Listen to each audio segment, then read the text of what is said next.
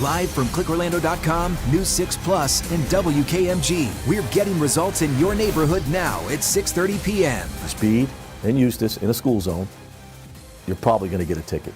It's going to cost you $100. Now at 6:30, a warning if you have a lead foot. The Set City has already issued close to 400 speeding tickets in just 2 weeks. How the system aims to get safety results and where they could pop up next after a vote tonight. Good evening. This is News 6 at 6:30 getting results. Thanks for joining us here live on News 6 Plus. I'm Justin Warman. I'm Ginger Gadsden. Almost nobody wants to live next to construction, right? But neighbors say this development is causing some big problems. The water just came down through here at breakneck pace. We're staring at a wall of dirt and nobody will actually give us answers on what's going to happen when we do hit the rainy season. The construction fence doesn't just separate neighborhoods, it's also the county line. Why neighbors say this is part of the problem and how you can help prevent this from happening to you. Also, did you know the Sunshine State was almost split in two for a shipping shortcut? It is one of our top trending stories tonight. Details of this ditch of dreams and the wake-up call that halted years of construction. But we start now at 6:30 tonight with what some call bombshell revelations in a carjacking, kidnapping, and killing. For the very first time, we're hearing from the father of the woman who was likely found dead inside of a burning vehicle. Also, a car involved in this case is linked to another murder scene and an Orange County deputy arrested. News 6's Catherine Silver is at the Seminole County Sheriff's Office tying these new details together. He did not want to show his face or share his name publicly because whoever did this is still out there. But Catherine Aguas Vivas' father did speak with a reporter in South Florida. This is the first time we're hearing from her family as so many keep sharing her story. She was a good friend and a mother. That's what Catherine Aguas Vivas' father said about his daughter while sharing details about her life in South Florida. She never had problems with anyone. It was a hard blow when her family found out what happened to her. The Seminole County Sheriff's Office says she was the driver in this white SUV followed and carjacked in the Winter Springs area Thursday. The moment a masked man pointed a gun at her and climbed in the back seat, caught on camera. We learned Friday Aguas Vivas was likely found dead in a burning car in Osceola County an hour and 45 minutes later. I mean, this is right out of a television show, right? You see this thing, there's a lot of bizarre circumstances here. Since then, Sheriff Dennis Lima says they found the green Acura, the only one like it in the entire state. And they've tied it to another crime in Orange County the day before, the murder of a tow truck driver. And there was more than 100 rounds fired at that location. One of the rounds found at the scene were 10mm rounds. The sheriff says it's a unique weapon and a unique car at two crime scenes. And there's another twist. Is this Francisco? An Orange County deputy arrested for allegedly using an alias to access information about the case and Seminole County's lead investigator. For the entire time, he's giving a fake name as he's communicating with our folks. The sheriff says Francisco Estrella's wife is childhood friends with Catherine Aguas Vivas' husband. Estrella is accused of sharing an illegal audio recording of his phone call with the Seminole County detective with Aguas Vivas' family. As soon as that happened and they hung up the phone, trust me, that was a topic of conversation in the room. What was that about? This stands out and is incredibly suspicious. Investigators found out about this communication because they say Aguas Vivas' husband handed over his phone to them when he came here to speak about the case. The sheriff has said he believes he knows more than he's saying, but he is cooperating and he is not a person of interest at this point. In Seminole County, I'm Catherine Silver, getting results, News 6. Our other top story tonight, cameras expose a major danger. Close to 400 drivers caught speeding near schools in just 2 weeks. Thanks to cameras, those drivers will pay a price. News 6's Emily McLeod talked to Eustis Police about the eye-opening start to enforcement and where those cameras could pop up next. If you speed in Eustis in a school zone, you're probably going to get a ticket. It's going to cost you $100. It's been nearly 2 weeks since drivers started receiving citations if they're caught speeding on camera through the Eustis Elementary School Zone. So, are we almost 2 weeks in? 2 weeks in. To the citations being issued? Yes, and after our 5-week warning period. We went live about 2 weeks ago, and we have a total of 382 verified citations issued. Wow. So we're down about half from where we were after the warning period. Yes. Or thereabouts, maybe a little bit more than half, but still a lot. Too much. The cameras are operational Monday through Friday while school is in session, not just when the school zone sign is flashing. When the sign isn't flashing, the speed limit is 40 miles per hour. When it is flashing, it's 20 miles per hour. The police department tells us the biggest violation they've seen when the speed limit is 40 is someone going 70 miles per hour. And when the speed limit is 20 miles per hour, the cameras caught somebody going 47 miles per hour. I've been out at that intersection several times, and you see these young kids, I'm talking, 5, 6 years old, walking with their mom or their dad, crossing that busy intersection, and you got this person speeding down the street, not paying attention. It just takes a split second for them not to realize what's going to happen. Chief Capri says should you receive a citation, you have 30 days to either appeal it or pay the $100 fine before it results in a moving violation and points on your license. I hope we don't have to write these tickets to these people and give them a civil citation. I hope they just slow down. At the end of the day, it's real easy. It's in your hands. You can control this. Slow down. That's all you got to do is slow down. Capri says they're hoping to install more of the cameras near Eustis Heights and Eustis High School before the new school year. In Eustis, Emily McLeod, Getting Results, News 6. Now, the city of Ocoee is set to decide tonight whether to install speed cameras near its schools. A study late last year found thousands of drivers going over the speed limit, especially on Clark Road. Other local governments, including Osceola County and Palm Bay, have also approved this technology. Change could be coming to private gun sales in Volusia County. Tonight, the county council is voting to repeal a rule that requires a background check and a 3-day waiting period for private sales at gun shows. Now, back in the late 90s, Florida courts ruled counties can regulate those type of gun sales if the sales are done on county property. But as News 6's Molly Reed explains, that could also be changing. If this passes here tonight in Volusia, it goes into effect immediately. Now, licensed dealers will still have to follow state and federal laws, so this ordinance would affect private citizens who sell their guns at gun shows. Anything in this area, I'm going to say, hey, give this power to the people. Councilmember Danny Robbins pitched the change, but some locals like Dana McCool, a Deltona commissioner, believe the background check and 3-day waiting period is necessary. Is there a reason you were specifically against it?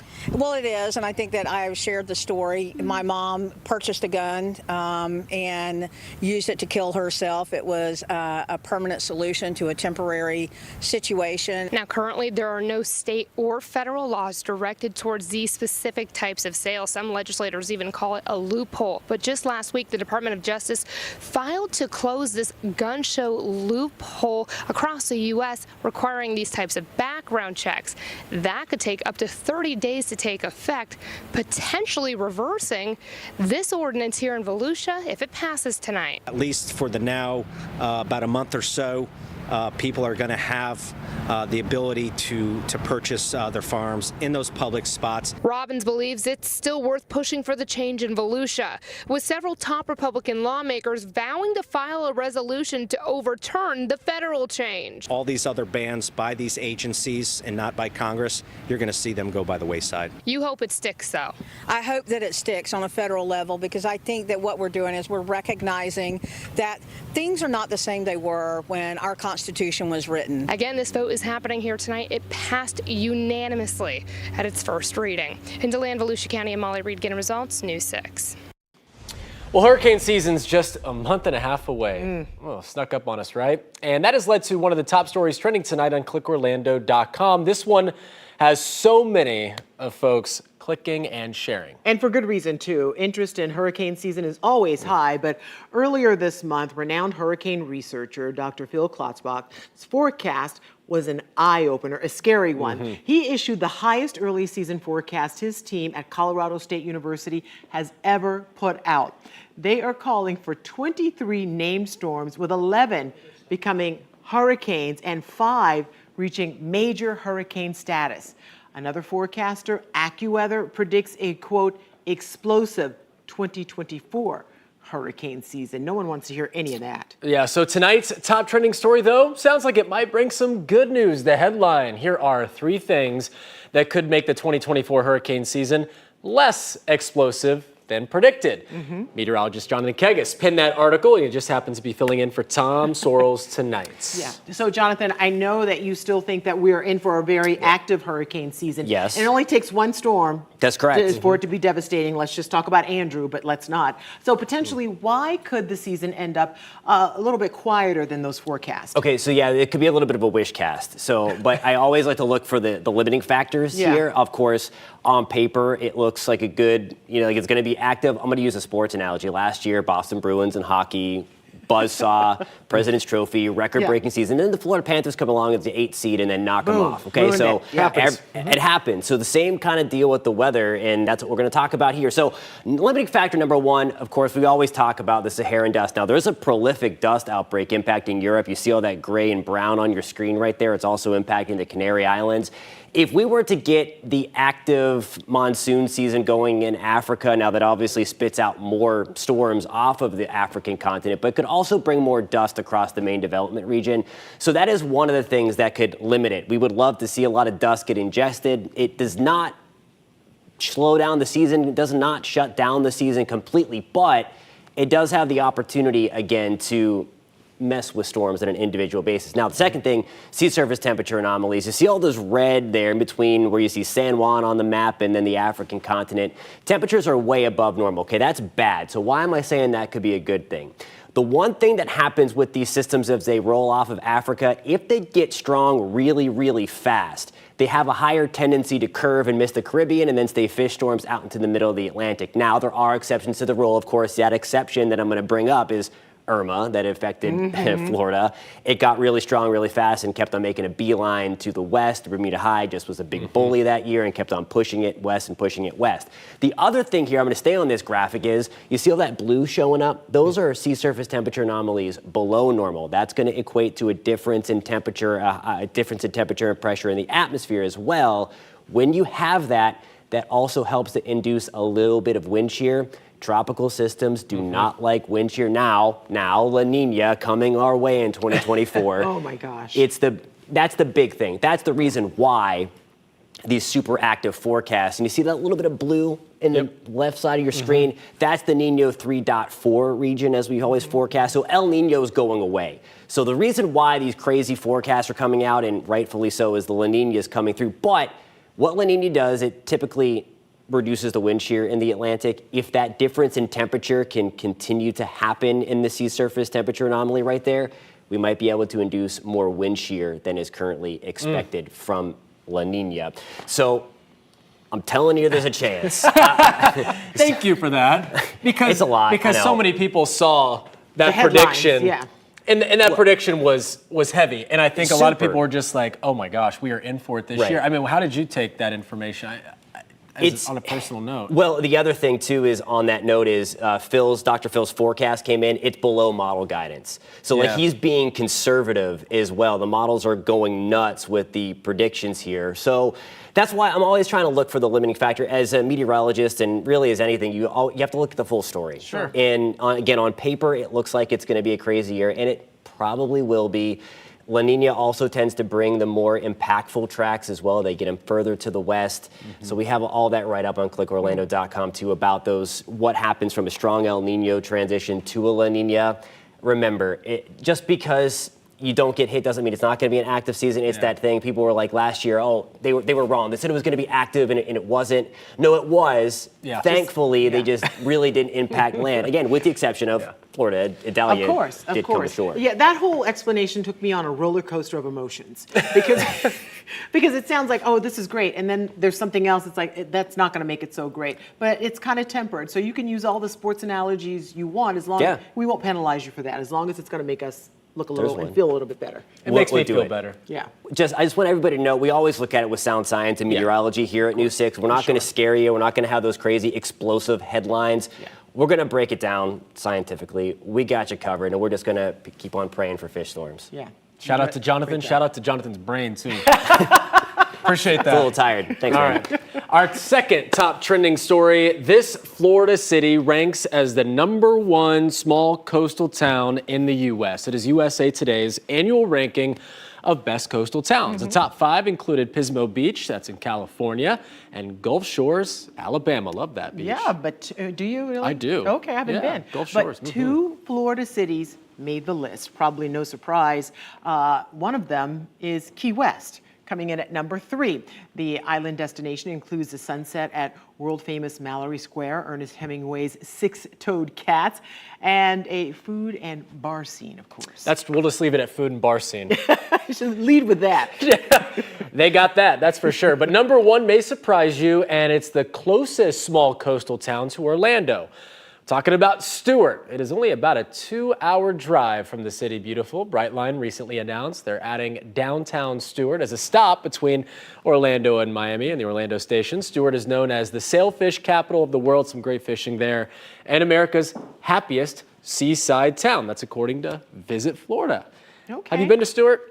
I have not. I've been through Stewart, not to it. I think a lot of people are in the same boat, right? Yeah, they go through Stewart. I got to stay in Stewart once for a baseball tournament. It's kind of a sleepy little town, great fishing, and I can understand why it's number 1. Now I think they don't like that ranking though because the word's out. Well, That's I want to go to what it happened. now. Yes, exactly. But Gulf Shores, Alabama, super close to Pensacola. Okay. Yeah, I've those been to white sandy Pensacola, beaches. Oh, they got the same powder thing. sugar. Just a Okay, little bit great. more of a party scene there. All right, a controversial and strange chapter of Florida's past is our third top trending story tonight. So here's the headline, Florida's history. Did you know the Sunshine State was almost split for a shipping shortcut?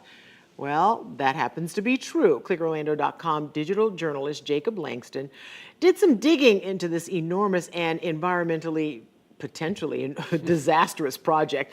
The Cross Florida Barge Canal would have linked the Atlantic Ocean to the Gulf of Mexico by cutting through the heart of Florida. First proposed in the 1930s. Boy, that would have made our state a different experience. Oh, 100%. It would have changed the whole landscape, and it would have cut more than 600 miles off the shipping route around the Florida Keys. Obviously, they were looking for some shortcuts, and it would have included a lock to lower ships at Silver Springs in Marion County. It was also touted as a way to control flooding. The State of Florida Archive shared this documentary called The Case for the Canal, made back in the 1970s. The so-called Ditch of Dreams, that's Ginger's favorite name. Worst name ever. Was itself ditched a year later. Under fire from environmentalists, President Richard Nixon halted construction in 1971. The canal was about 28% complete at that time, and $75 million had been spent. My goodness, only to have it go like, never mind. Ditch of Dreams. Fitting. That says it all. Yeah. Okay, so that's more than $500,000 in today's dollars, while most Billion. Oh yeah, it did say that, $500 million by today's standards. While most Floridians who lived here then remember the canal. So we're asking you to react to this controversial construction project.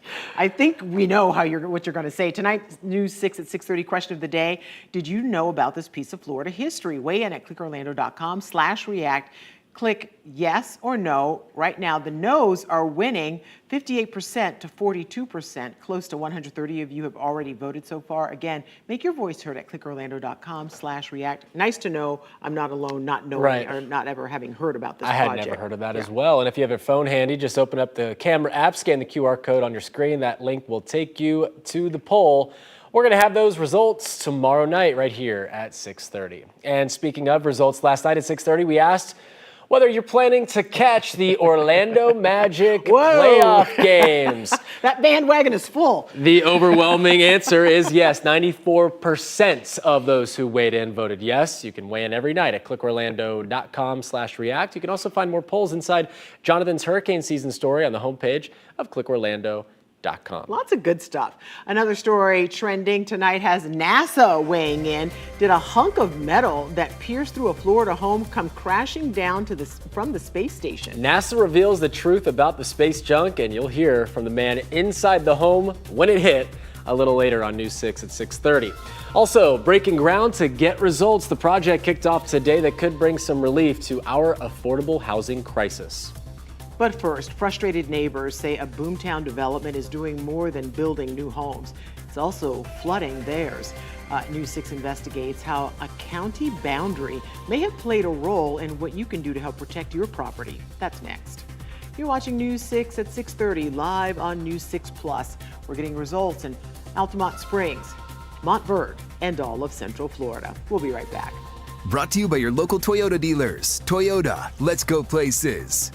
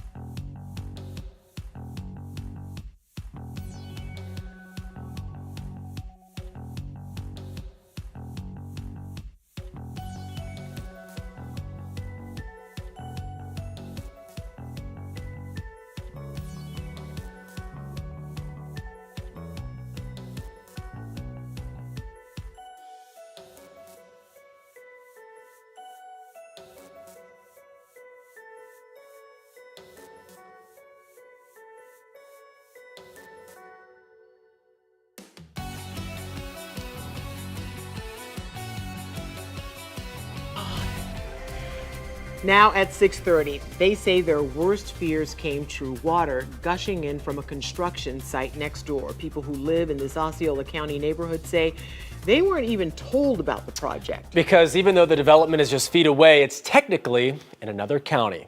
Let's take a look. You can see the neighborhood here just south of the Orange Osceola County line. The construction just north of that line. News 6 investigator Eric Sandoval found out this could be part of the problem and what you should do if it happens to you. The water just came down through here at breakneck pace. And this was just from an everyday storm. Well, it came all the way through here. This was all underwater. Came right up to this line. If I didn't have that 4-inch step, it was in. Now, people who live in Lake AJ Village in St. Cloud are worried about the next storm. A big rain like we had 2 years ago, we're in trouble. Mike Fischetti says it's because of this new development that's being built right next to his home. You can see it is 6 feet higher than his property. They need to do something with the separation of the loss. News 6 pulled property records and we found out Pulte is building 2 communities here. One with townhomes, the other with single-family homes. A complete 180 from what used to be on this plot of land. For the last couple of years, they had cows, which was really cool. We knew the folks who had put the cows on there, and we would call them over and feed them. Brian De Leon has lived here for nearly 20 years. His backyard butts up right next to the construction. And since the work has started, he says there's been flooding, and he worries more could be coming. We're staring at a wall of dirt, and nobody will actually give us answers on what's going to happen when we do hit the rainy season. We reached out to the Pulte group to figure out what they're doing to make sure there's no more flooding. In an email to News 6, the developer apologized, saying its dewatering berm failed. The company says it's enhanced its stormwater management systems to prevent this from happening again. And it's stressed when the project is done, water will drain away from Lake AJ Village. But this isn't De Leon's only concern. When you have any sort of building project that is your neighbor, right? It abuts to you. You're supposed to get some sort of notification. You're supposed to be able to review the plans. You're supposed to be able to provide some input. We got no notifications. Let me show you what the problem is. This is the city of Orlando, but you cross that little fence there and you're in Osceola County.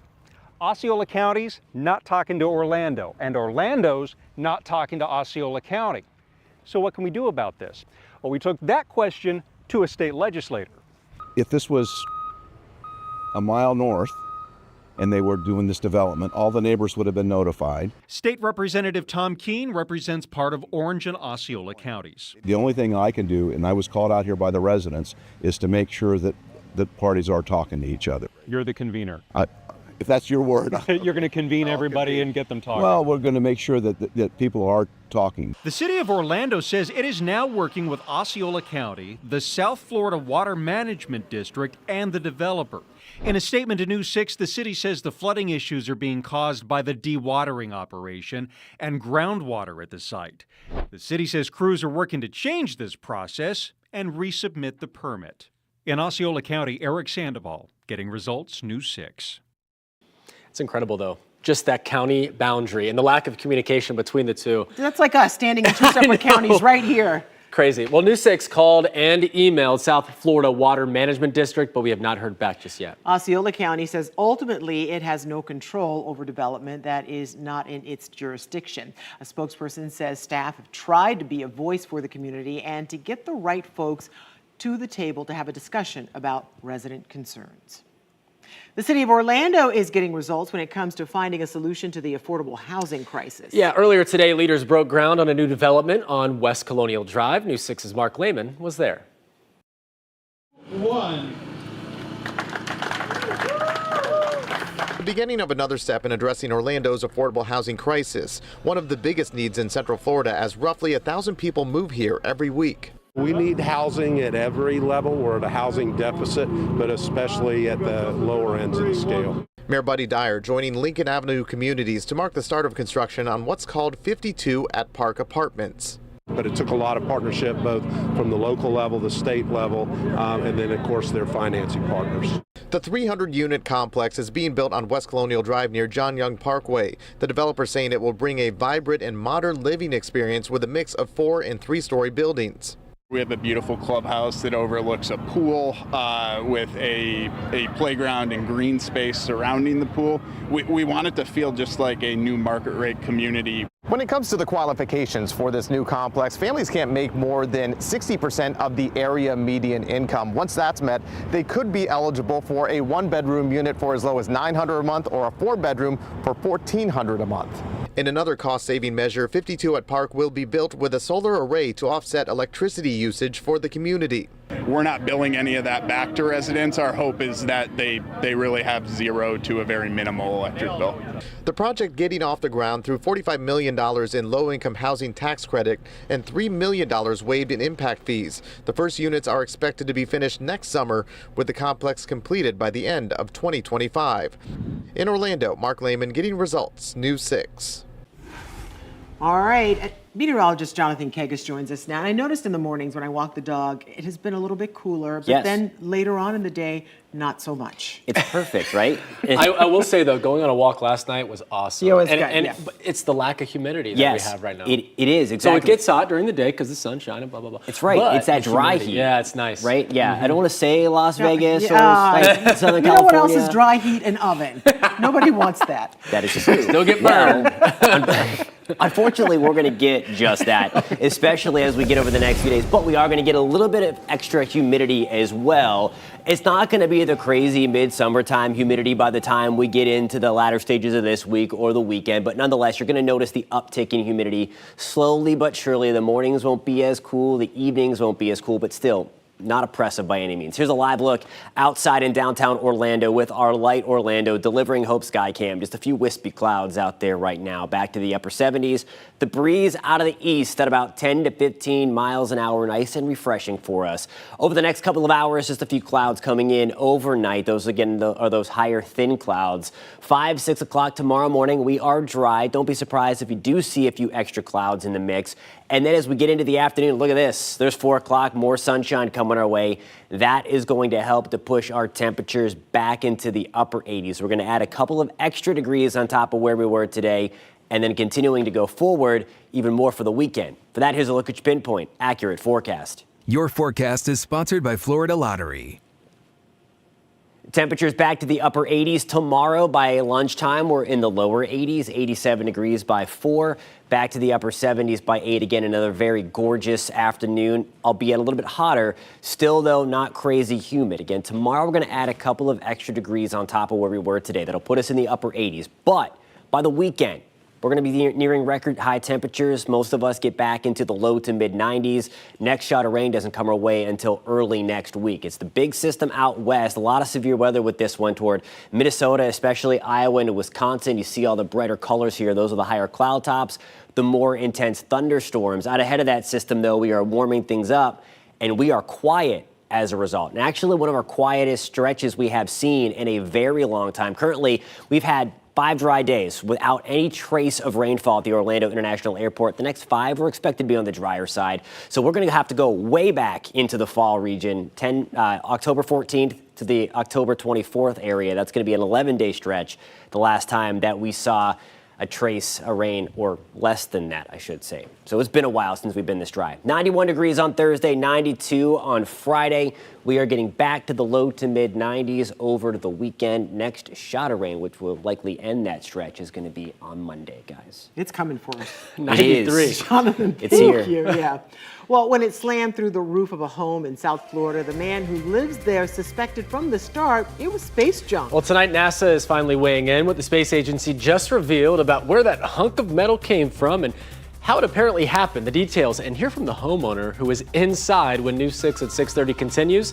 Stay with us. We're back in just 2 minutes.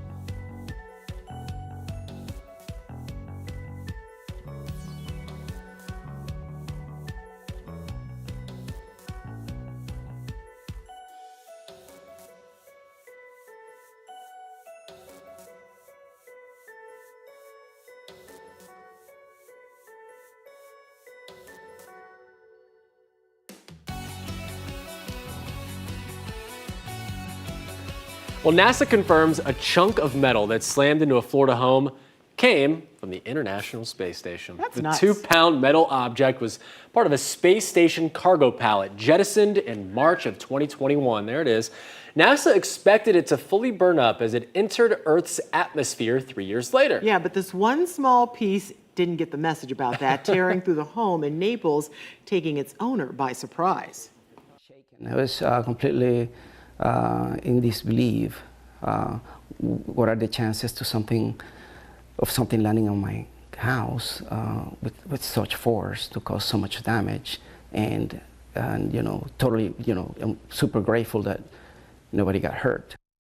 My goodness. NASA says the space station will investigate how the debris survived and make any changes if needed. When you, I mean, it looks like a small chunk, but that's like throwing a 2-pound weight from space. Yeah, well, listen, I got a C in physics, but I know enough. I know enough that thing was hauling. It can cause some damage. Yes. Gravity's a you-know-what. Yeah. Bingo.